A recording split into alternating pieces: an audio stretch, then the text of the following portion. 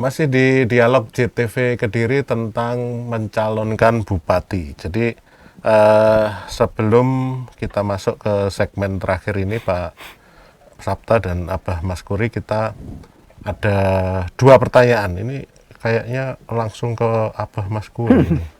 Ini pertanyaannya, apakah bumbung kosong itu benar pilihan buat kami warga kabupaten? Ini mungkin memposisikan panjenengan sebagai wabu.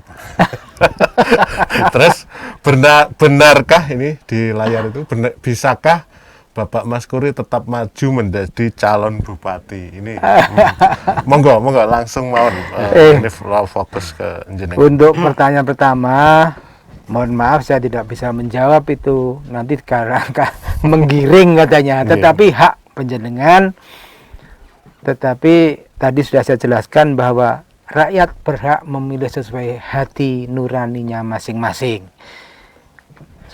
Sebab seorang pemimpin pasti harus diketahui track recordnya, diketahui akhlaknya, diketahui banyak hal yang diketahui. Kalau belum diketahui dan Anda pilih, ya tentunya janganlah. Oke, yang ini Pak, tentang bisakah Bapak Mas Kuri tetap maju menjadi calon bupati? Sebagaimana tadi disampaikan oleh Pak Sabta bahwa injury time tanggal 4 September baru pendaftaran. Sekarang masih ada waktu. 1 bulan, 3 minggu lah. Masih ada waktu. Insya Allah, mohon doa restu. Insya Allah, mudah-mudahan ada peluang untuk berangkat kita menjadi berharap calon yang bupati. terbaik untuk Kediri. Pertanyaan yang kedua, jadi ini kayak marah ini ngomongnya. Demokrasi bagaimana ini, kok rekom diborong sama calon lain yang tidak mendaftar dan tidak ikut penjaringan di DPC. Ini mungkin Pak Sabta bisa mengomentari. Ya, baik Mas April, terkait dengan pertanyaan demokrasi bagaimana ini, tadi kan sudah panjang lebar saya mengutip dengan adanya fenomena munculnya calon tunggal ini berarti ada suatu kemunduran ya proses demokrasi yang di wilayah Kabupaten Kediri ini. Akan tetapi kembali lagi bahwa kita masih belum betul-betul ibaratnya tanda kutip ini harga mati. Ya, masih ada waktu kurang lebih 3 minggu ke depan. Kita lihat proses perkembangan atau dinamika yang bagaimana nanti. Kita berharap ada. Saya masih memiliki satu tingkat keyakinan optimis.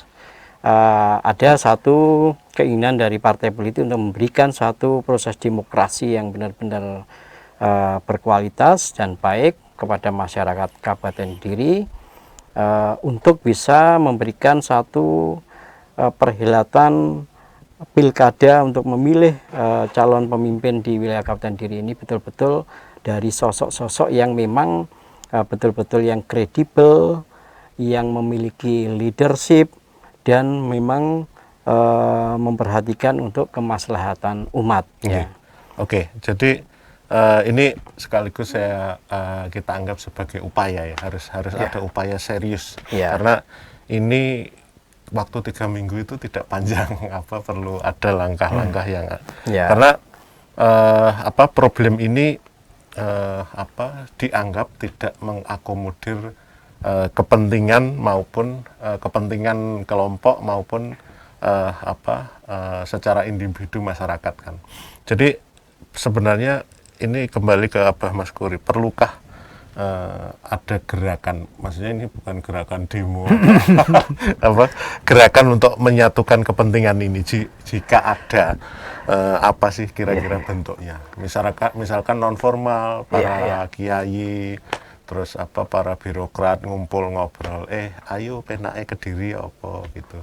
Terus ini, saya masih punya keyakinan bahwa para petinggi partai itu masih punya pikiran baik, masih punya pikiran positif, dan saya yakin tidak semua partai punya pikiran oh saya naik bareng-bareng rono.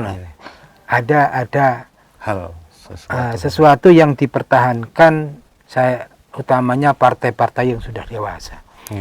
Karena mereka sudah lama berpolitik dan mereka sudah merasakan pahit getirnya berpolitik. Saya yakin masih ada peluang dari partai-partai yang masih bersih hatinya untuk mencari sosok pemimpin di Kediri. Dari 1,6 juta orang ini tidak sulit mencari siapa di antara mereka yang bisa dipilih.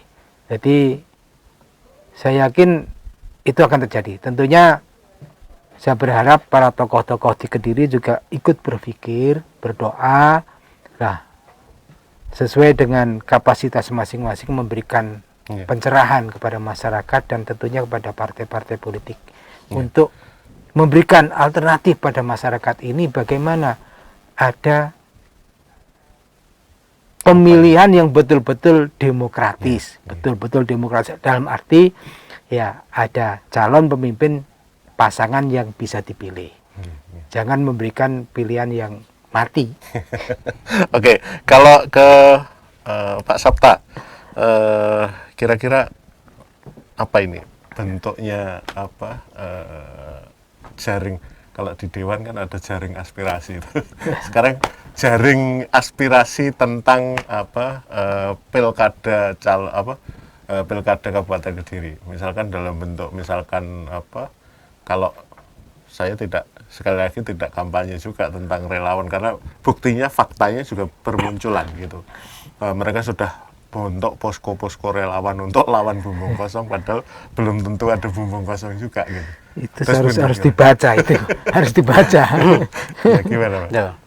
Ya, makasih Mas April. Jadi seperti realita yang ada itu tentunya kita berharap itu betul-betul dibaca sehingga nanti bisa terakomodir apa keinginan masyarakat Kabupaten Kediri yang sebenarnya.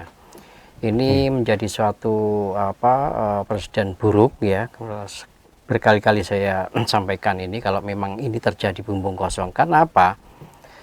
Dalam proses perhelatan ini yang mana yang bisa untuk menampilkan ide dan gagasan akhirnya kan tidak bisa hanya satu sosok aja, satu pasangan calon yang bisa menampilkan ide gagasan, yang satunya kotak gimana mau menampilkan ide kotak yang tidak memiliki otak, apalagi ini menggunakan satu anggaran yang tidak kecil.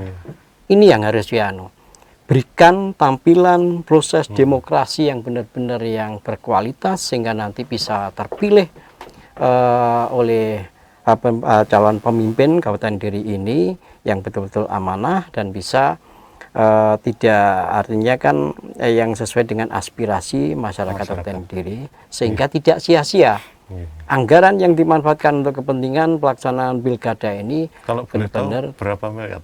Wah, kalau masalah itu barangkali tahu. Itu kita enggak kita enggak tahu, itu sudah wilayahnya lembaga lain.